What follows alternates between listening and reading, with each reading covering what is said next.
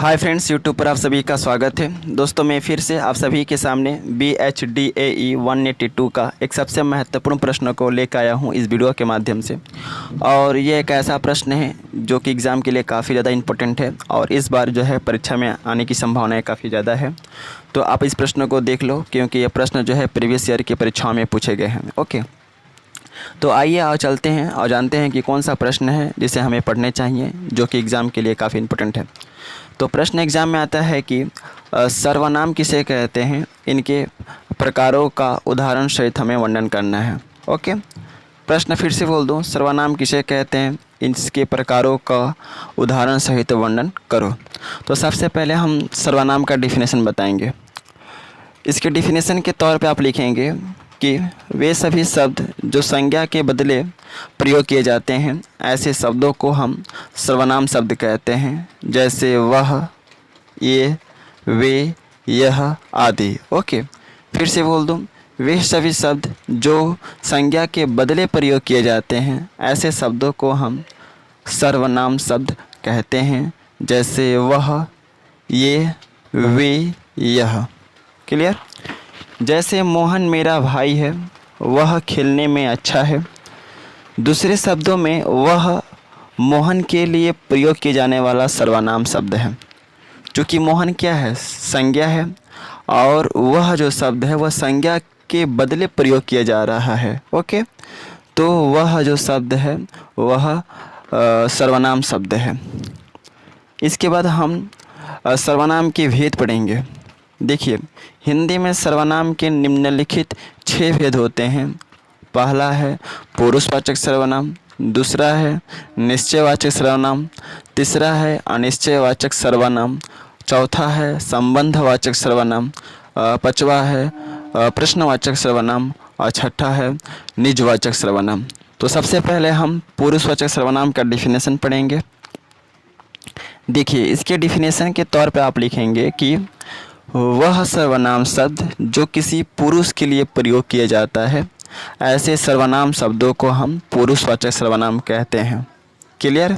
फिर से बोल दूं, वह सर्वनाम शब्द जो किसी पुरुष के लिए प्रयोग किया जाता है, ऐसे सर्वनाम शब्दों को हम पुरुषवाचक सर्वनाम कहते हैं, जैसे मैं, तुम, वह आदि। क्लियर?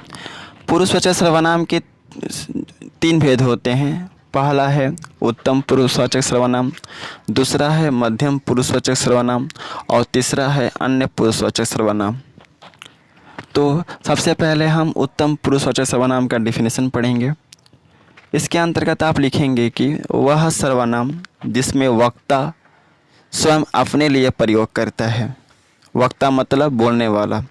तो वह सर्वनाम जिसमें बोलने वाला व्यक्ति या वक्ता खुद अपने लिए प्रयोग करता है, ऐसे शब्दों को हम बोलते हैं उत्तम पुरुषवाचक सर्वनाम, जैसे मैं, हम, हमारा, हमारी, मेरा, मेरी आदि।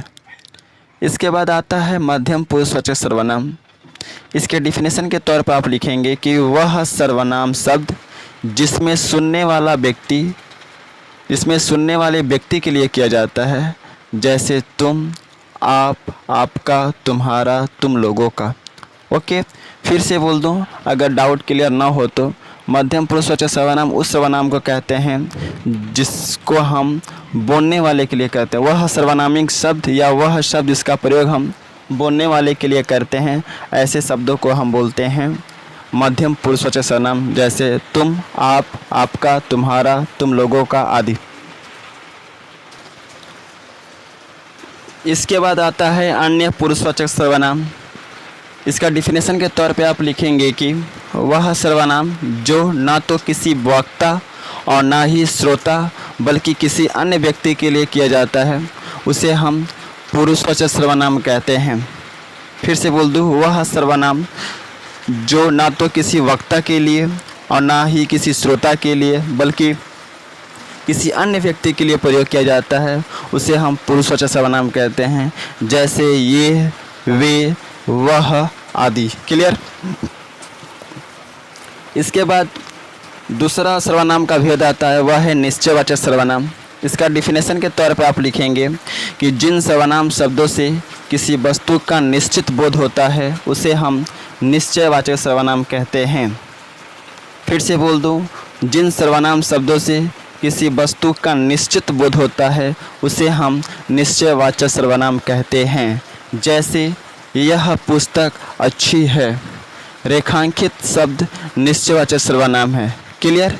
यह पुस्तक अच्छी है, यानी यह के नीचे मैंने अंडरलाइन लगाया है, इसका मतलब यह है कि रेखांकित शब्द निश्चयवाचक सर्वनाम है।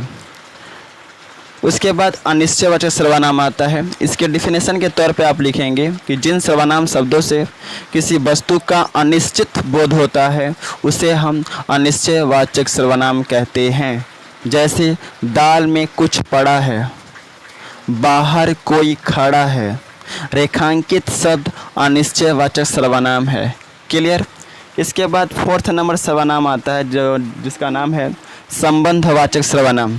इसके डिफिनेशन के तौर पे आप लिखेंगे कि जिन सर्वनाम शब्दों से दो वस्तुओं के बीच में संबंध प्रकट होता है उसे संबंधवाचक सर्वनाम कहते हैं। फिर से बोल दूं, जिन सर्वनाम शब्दों से दो वस्तुओं के बीच में रिलेशन या संबंध प्रकट होता है उसे संबंधवाचक सर्वनाम कहते हैं।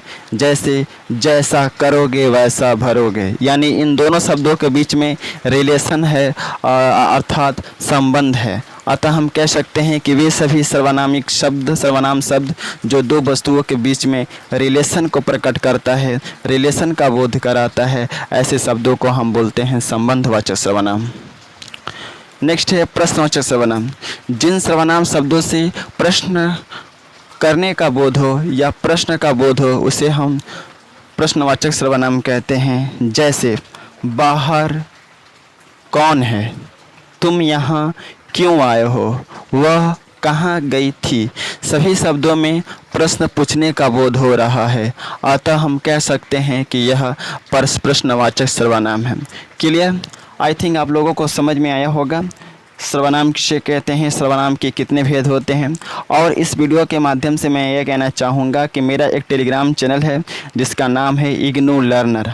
ओके, इस टेलीग्राम चैनल से आप जुड़ जाइए, क्योंकि इस टेलीग्राम चैनल से आप जैसे ही जुड़ते हैं मैं इसका PDF जो है प्रोवाइड करा दूंगा।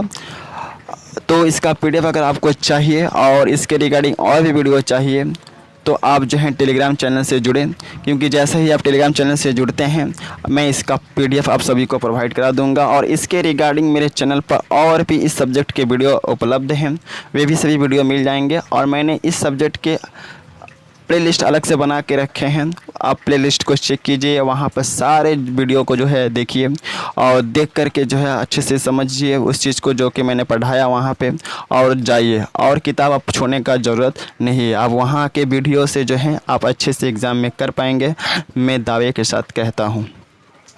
तो एक चीज़ इस वीडियो के माध्यम से और कहना चाहूँगा कि अगर ये वीडियो ज़रा सा भी अच्छा लगा हो, थोड़ा सा भी अच्छा लगा हो मेरे समझाने के तरीके, तो आप जो हैं लाइक दे करके मुझे सांत्वना दे सकते हैं कि मैं और वीडियो बनाऊं। So best of luck for exam. जय हिंद, वंदे मातरम।